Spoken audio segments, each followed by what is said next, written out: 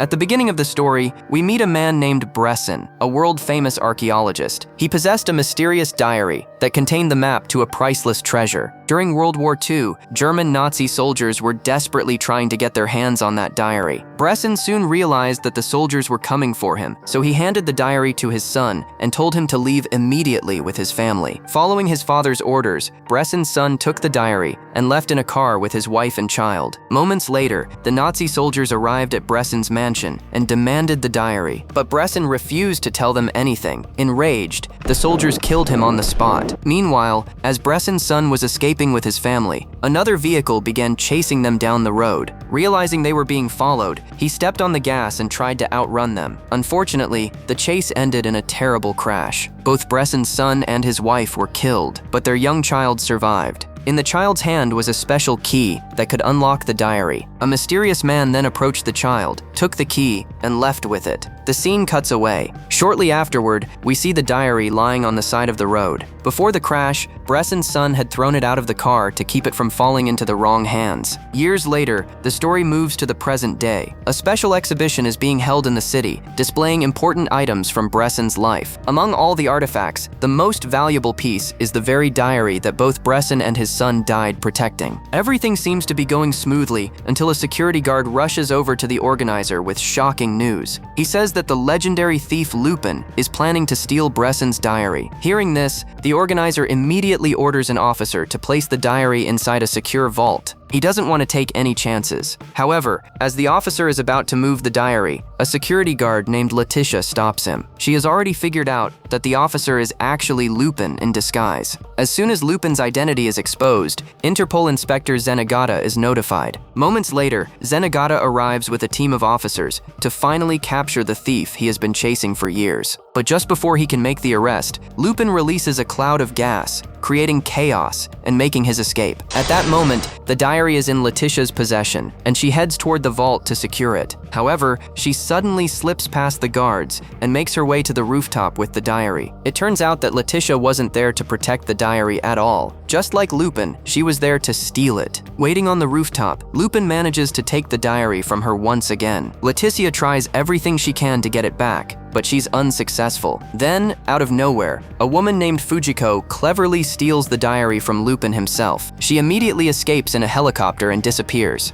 At the same time, Zenigata finally arrives on the rooftop and successfully captures Lupin. Meanwhile, Leticia manages to get away. She calls her grandfather and tells him that she failed to obtain the diary. Her grandfather is furious because he also desperately wants the diary for himself. In the next scene, we meet Gerard and Professor Lambert, two criminals with ties to the Nazis. They are also searching for the secret diary. In fact, they were the same people responsible for murdering Bresson and his family years earlier, and they had taken the key needed to unlock the diary. Soon after, Fujiko arrives with the diary she cleverly stole from Lupin. She delivers it directly to Gerard and Professor Lambert because she has been working for them all along. The two men are thrilled to finally have the diary in their hands, but when Professor Lambert tries to unlock it, using the key they've protected for years, the diary refuses to open. The discovery leaves them frustrated and confused. At the same time, they realize that Fujiko secretly planted a tracking device on the diary. Her plan was to follow them and eventually find the hidden treasure for herself. Once they figure out what she's done, they immediately capture her. In the next scene, we see Inspector Zenigata transporting Lupin to jail with a convoy of officers. During their conversation, we learn that even Lupin's grandfather had tried many times to obtain the mysterious diary, but he was never able to succeed. Meanwhile, Lupin's friends Jigen and Gomen are following Zenigata's convoy to rescue him. Jigen is an expert marksman, while Gomen is a deadly samurai. The two launch an attack on the convoy and easily free Lupin from custody before escaping with him. Watching Lupin slip through his fingers once again leaves Zenigata completely frustrated. Later, Lupin tells his friends about the secret diary and the treasure map hidden inside it. However, neither Jigen nor Gomen believes the story. They think it sounds ridiculous and refuse to join him on the treasure hunt. With no other option, Lupin decides to continue the investigation on his own. He tracks down Leticia's house because he had secretly planted a tracker in her shoes earlier, allowing him to find her location. When Lupin arrives, he discovers that Leticia is actually an archaeology student whose dream is to study at Boston University. diary. As he looks around her room, he notices several sketches pinned to the wall. The drawings appear to be designs of the diary's mysterious key. Lupin is stunned because he owns a key that looks exactly the same. He pulls out his key and shows it to Leticia. She is just as shocked as he is. Immediately, she calls her grandfather and tells him that Lupin possesses the very key he has been searching for over the years. The moment he hears this, he orders her to bring Lupin to him by any means necessary. While exploring the room, Lupin also notices a photograph of Bresson hanging on the wall. Leticia explains that she greatly admires Bresson because he was one of the greatest archaeologists in history. She also reveals that the secret diary leading to the treasure wasn't created by Bresson alone. According to the records, he worked on it with a close friend. The problem is that nobody has ever discovered who that mysterious partner was. Leticia tells Lupin that she wants to uncover the diary's secrets and find the legendary treasure hidden within it. Since solving mysteries is exactly Lupin's kind of adventure, he agrees to help her. Soon afterward, the two set out together to recover the diary. They secretly hide aboard a ship and begin their journey. During the trip, Leticia opens up about her past. She explains that her parents died in a car accident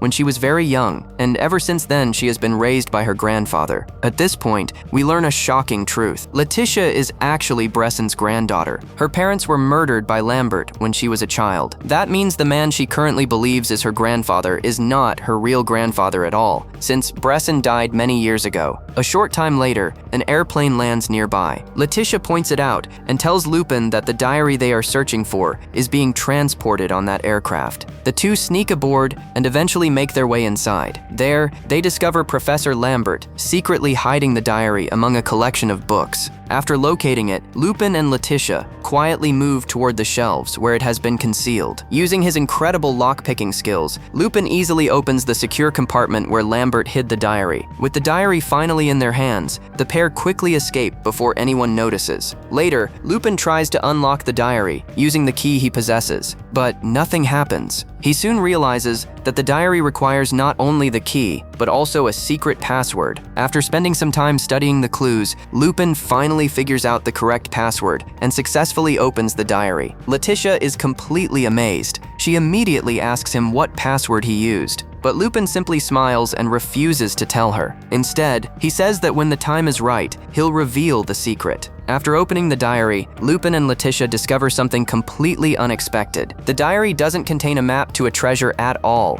Instead, it describes a mysterious device that was supposedly given to humanity by an ancient civilization. According to the diary, this device is hidden somewhere in a remote valley in Mexico. Reaching it won't be easy though. Before anyone can get to the device, they must survive 3 deadly traps, and a single mistake could cost them their lives. Now that Lupin and Leticia finally know the location of the mysterious artifact, everything seems to be going according to plan. But suddenly, Leticia points a gun at Lupin. She's shocked when she pulls the trigger and realizes the gun isn't loaded. Lupin had already figured out that Leticia was secretly working for Lambert. The only reason she had stayed close to him was because she needed his help opening the diary. Knowing she might eventually turn on him, Lupin had secretly removed all the bullets from her gun beforehand. Moments later, Professor Lambert arrives with Gerard and a group of armed guards. Lupin is quickly captured. At the same time, he finally learns the truth. The man Leticia believes to be her grandfather is actually Lambert. He manipulated her by promising to help her get into Boston University and used that promise to make her do his bidding. When Leticia brings up her dream of attending the university, Lambert becomes irritated. Right now, his only priority is obtaining the mysterious artifact. Soon afterward, Gerard joins them. Like Lambert, he is determined to claim the artifact for himself. In the next scene, we see Fujiko, who has been tied up and held captive. The moment a few guards get close enough, she attacks them, breaks free, and escapes. She steals a small airplane and takes off. Meanwhile, Lupin somehow manages to free himself as well. While hiding nearby, he overhears a conversation between Gerard and Lambert. That's when he learns the shocking truth. The artifact isn't an energy generator at all. It's actually a powerful weapon. Gerard and Lambert want to recover it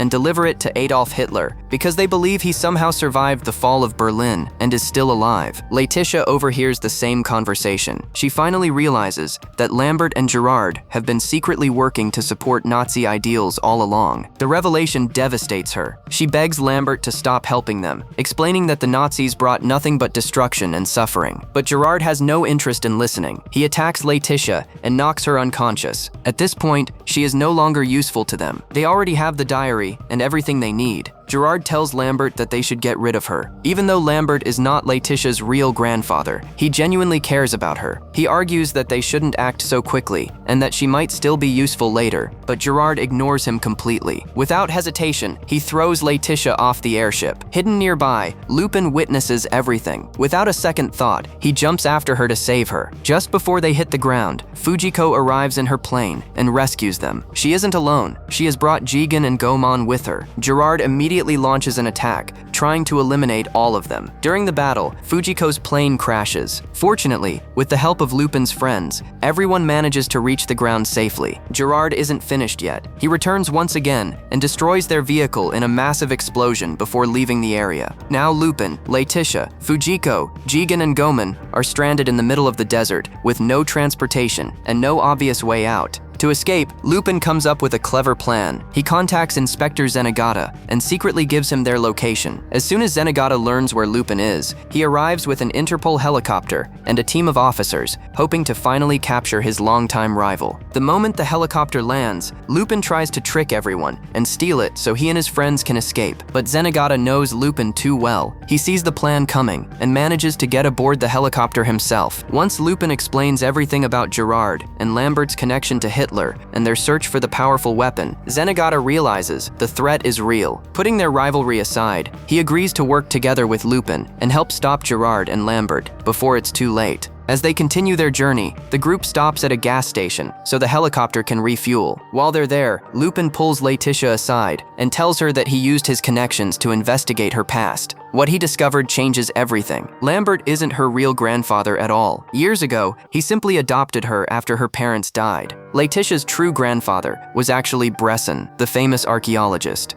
Even more shocking, Bresson was murdered by Lambert and Gerard. Lupin explains that her passion for archaeology comes naturally because she carries Bresson's bloodline. He then reveals another secret. The password he used to open the diary was none other than Leticia's name. Hearing the truth about her family fills Leticia with emotion and happiness. Lupin also tells her that he secretly stole the diary back when nobody was paying attention. Now the diary is once again in his possession. As he examines it more closely, he notices his family's signature symbol, the letter L, hidden within its design. That's when Lupin finally realizes something important. Bresson's mysterious partner was most likely Lupin's own grandfather. That explains why his grandfather spent so many years trying to obtain the diary. In the next scene, Lambert and Gerard arrive with their men at a hidden cave deep in a valley in Mexico. According to the diary, the powerful weapon is concealed somewhere inside. The cave is mysterious and extremely dangerous. To test the area, Lambert sends one of his men inside first. The moment the man enters, an invisible force kills him instantly. After witnessing this, Lambert and Gerard realize that the cave's defenses are far too dangerous to overcome without the diary, so they temporarily retreat and focus on recovering the diary first. Once they're gone, Lupin and his friends arrive at the cave entrance. Using the diary as a guide, they begin searching for a way through the first trap. Knowing how dangerous the cave is, they carefully study the instructions before moving forward. The diary reveals a clue, an eye for an eye. Near the entrance stands a giant monster statue with one missing eye. All around the walls are dozens of glowing spheres that resemble eyeballs. Lupin quickly figures out that one of those spheres must belong in the statue's empty eye socket. When the group approaches the spheres, they discover that they aren't ordinary objects at all. They're powerful gravity devices. Working together, Lupin and his friends manage to move the correct sphere into place. As soon as the missing eye is restored, the first trap shuts down. The team safely moves deeper into the cave. The second trap is even stranger. A field of tiny glowing particles suddenly attacks them. The particles combine into powerful clusters that block every possible path forward. Getting through seems impossible. After examining them carefully, Lupin realizes the particles are actually fragments of falling stars.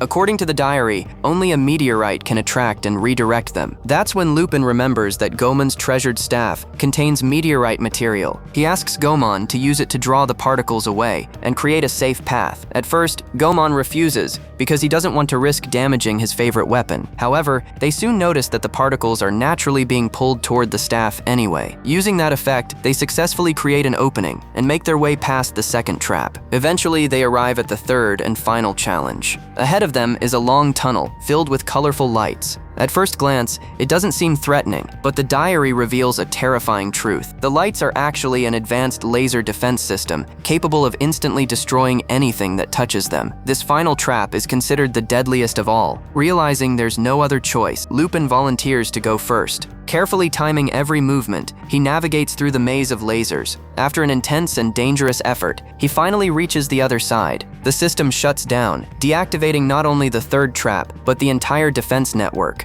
At last, the mysterious weapon stands before him. This is the artifact everyone has been searching for. But before Lupin can even take a closer look, Lambert, Gerard, and their men suddenly appear. The group is immediately surrounded and captured. It turns out Lambert never truly left the area. Pretending to retreat was part of his plan all along. He knew that if he followed Lupin, Lupin and his friends would disable every trap for him. Now, thanks to their hard work, Lambert has reached the weapon without risking any of his own men. Lambert arrives at the weapon with Gerard and Leticia. He then demands the diary so he can activate the device. But Leticia refuses. She tells Lambert that she finally knows the truth. He's not her real grandfather. Her real grandfather was Bresson. Hearing this makes Lambert furious. In a fit of rage, he tears up Leticia's Boston University application right in front of her. Leticia is devastated because studying at Boston University has been her dream ever since she was a child. Moments later, Lambert uses the diary to activate the weapon, and Gerard leaves the cave with Leticia and the device. As soon as the weapon is removed, the entire cave begins collapsing around them. Meanwhile, Lupin and his friends manage to escape before everything caves in. Using Zenigata's helicopter, they immediately begin chasing Lambert. With help from Jegan and Gomon, they attack Lambert's aircraft and heavily damage it. The plane starts falling from the sky, but before it can crash, Lambert uses the weapon's power to create crystal wings that replace the destroyed ones. The aircraft stabilizes and takes flight once again. Lambert then explains to Gerard that the weapon's ultimate ability is the creation of a black hole. Its gravitational pull is so powerful that it can swallow everything nearby and erase it from existence. To demonstrate its power, Lambert activates the weapon. A giant mechanical tentacle emerges from the device.